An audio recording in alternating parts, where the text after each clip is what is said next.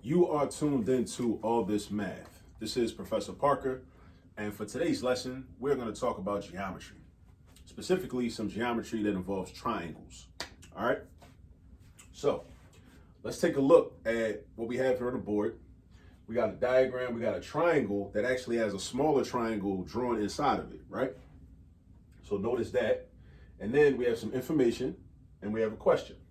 So let's read the information and the question so we'll know what we're supposed to be doing in the first place. It says in triangle, and of course this is a symbol for a triangle. So instead of writing out the word triangle, I use the symbol for a triangle to save space. But make sure you recognize that that's the symbol for a triangle. In triangle UNI, and also as you're reading these geometry problems, what you want to do is you want to identify the pieces of information, identify in the diagram that part of the problem, or like what they're talking about. You want to identify that in the diagram when you read it. So like me, when I say, okay, in triangle UNI, then I slide over here and I say, okay, well, where is triangle UNI? It goes from point U to point N to point I, and then you see A. So you see how I did that there, right? UNIA, Universal Negro Improvement Association. Shout out to the ancestors. Honorable Marcus Mosiah Garvey, his wives who helped him to build the UNIA as well, and many other people as well. Amy Ashwood Garvey, Amy Jacques Garvey, many other millions of Garveyites in the past and history, and there's still Garveyites out here today, right? Every black person in the world is a member of the UNIA already. Even if you didn't fill out no paperwork, you're already a member. That's what Garvey said many years ago. Anyway, back to the problem. In triangle UNI, we got UNI. Segment UA, that bar across the top, it's the same bar that you draw when you're dealing with a repeating decimal that goes on forever and ever and ever, like 0.33333333, right? That's the symbol for a segment. Segment UA and segment IA, which are right here, UA, IA, those two segments, boom, boom, are angle, that's the symbol for an angle, are angle bisectors. You need to know what an angle bisector is. An angle bisector is a segment. It could be a segment, a line, or a ray that cuts an angle in half. So think about when you make a sandwich, right? Or when you make a hoagie, you cut it in half. That means each piece is equal, right? So if there's an angle bisector, that means that line or that segment cuts the angle in half. So that means that this is equal to this. So matter of fact, I need to document that, or I need to show that. All right.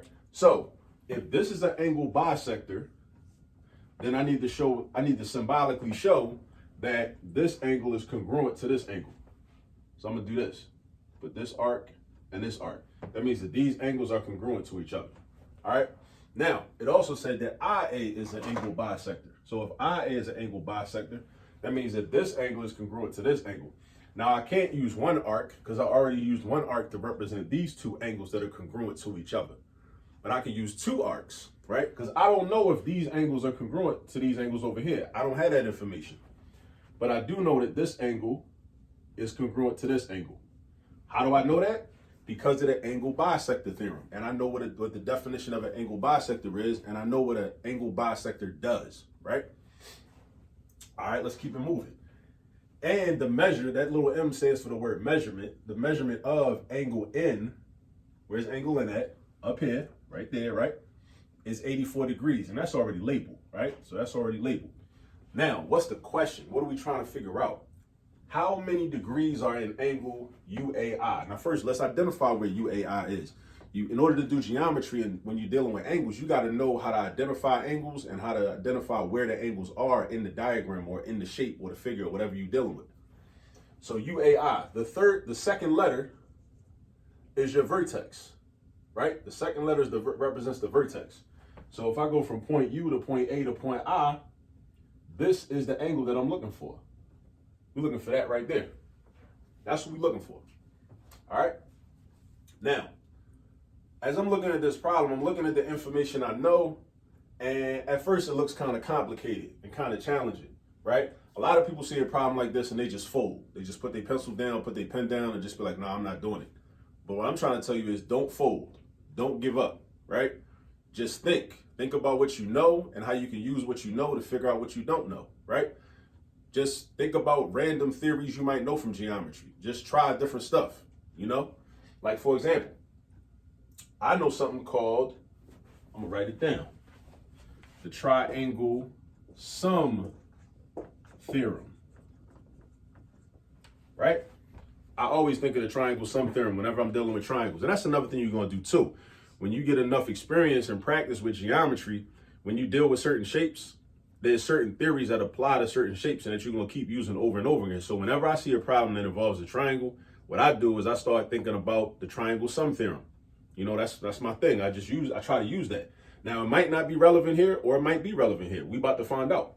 So, triangle Sum Theorem says this: in any triangle, and we know it's a triangle because the problem told us U and I was a triangle, right? In any triangle, all three angles of the triangle must add up to, hence the word sum, must add up to 180. It must add up to 180 degrees, right? All three angles put together must add up to 180 degrees.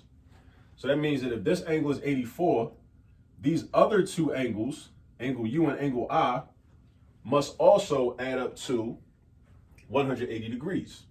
I mean, with 84, right? So if you think to yourself, well, but I don't know what angle U is and I don't know what angle I is. Well, how about this? What if that doesn't matter? What if it don't matter what specifically angle U is or what specifically angle I is? What if that don't even matter? What if you just need to know combined what the angle measurement is of U and I? So what if I say this? All right, angle U plus angle I is going to be equal to the measurement of the whole triangle, which I already told you because of the triangle Sum Theorem is 180. It's going to be 180 minus angle N, which is 84. Because all three angles add up to 180, and one of them is 84. So basically the leftover has to be the sum of these two angles put together.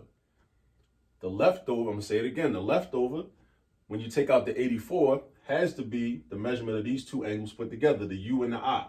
I'm not worried about how it's broken up. I'm not worried about the separate, I'm not worried about that right now. I'm just worried about angle U and angle I. So I do my math, I do 180 take away 84. In my mental math, I do 180 take away 80, that takes me down to 100. Then I take the 4 away from that. 100 minus 4 takes me down to 96. So what I know is this, right? These two angles put together add up to 96 degrees, right? Add up to 96 degrees. Now, we don't know individually what angle U is. We don't know individually what angle I is, but we also don't care for real. It don't really matter. As long as we know that together they're 96, right? So now our main goal is to find out what this angle is, all right? What this angle is. Now, this is also a triangle. This is triangle UAI, right? So if that's a triangle also, then the triangle Sum Theorem is going to apply to that also, right? But then the thing is, well, how do I know what these two angles are, right? Because it doesn't tell us. The problem doesn't tell us. But how about this? If I know that these are angle bisectors, UA and IA are angle bisectors, right? Whatever these two angles are, whatever U and I are, they add up to 96, right? The angle bisectors cut each of those angles in half. So that means the sum of those two angles put together is also going to be cut in half to make these two angles. I'm going to say it again. Angle U and angle I must be 96. They got to be 96, right? So then what if I say, well, what's the measure of angle AUI plus the measure of angle right here, this one right here, AIU? That's got to be equal to half of 96 because of the angle bisector theorem. Let me write that down too. Angle bisector theorem. THM, theorem. Abbreviation for that, right? So again, angle U and angle I put together is 96, right? Because the whole triangle was 180. We took out the 84, that leaves us with 96 degrees. So U and I put together has got to be 96 because we took out the 84. But now we worried about the little triangle now. So we had to worry about the big triangle first, And now we look worried about the little triangle, triangle UAI, right? So now these two angles are what we're worried about so that we can then figure out what angle A is, all right? So again, angle bisector theorem, these two angles put together add up to 96. Half of that is going to be, let me see, half times 96, which is half of 96. Half of 90 is 45. Half of 6 is 3. That's how you use the distributive property to do mental math, right? So 45 plus 3 is 48. So that means that the sum of these two angles, or this angle and this angle, right? This angle and this angle right here, has got to be 48. It's got to be 48. So now if I'm trying to figure out what angle A is, I can go back to the triangle sum theorem again. So I know that angle A has got to be equal to, right, 180, which is the total measurement of the whole triangle.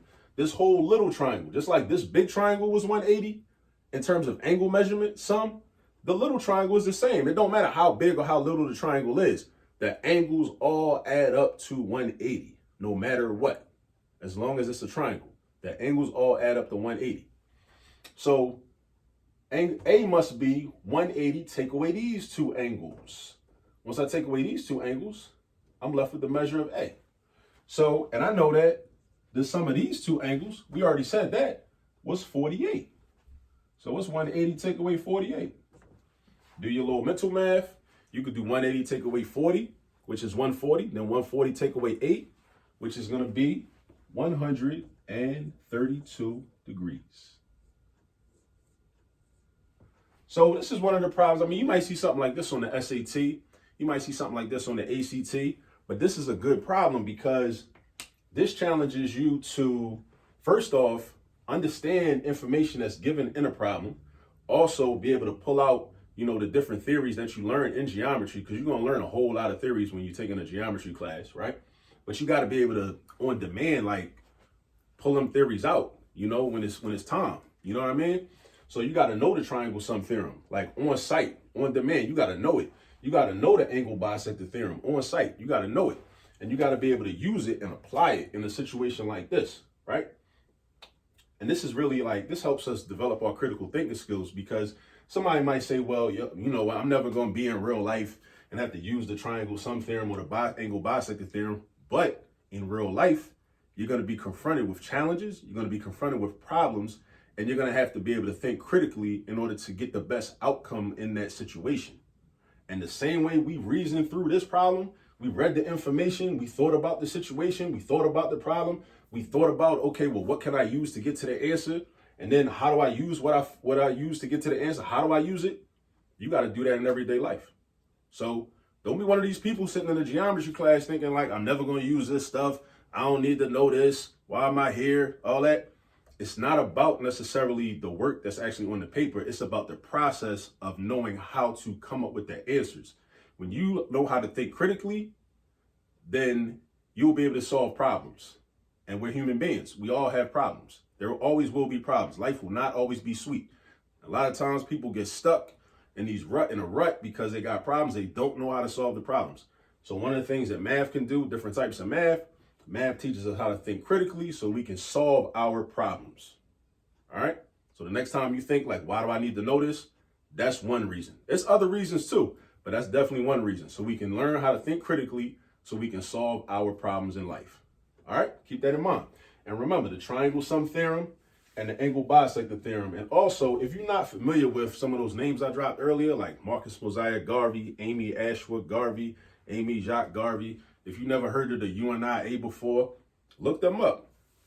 Do your Googles. Look them up. Learn about them. There's a very important organization that's done a lot for people of African descent, done a lot for Black people, and it's important for you to be familiar. If you haven't subscribed to the YouTube channel, please subscribe to the channel. Like this video if you feel like you learned something from it. Share this video with some other people. Anybody that's taking a geometry class, tell your geometry teacher about it. Tell everybody about it. Let them know what we're doing over here at All This Math. And per usual, remember there's all this math all around you. Till the next video, peace.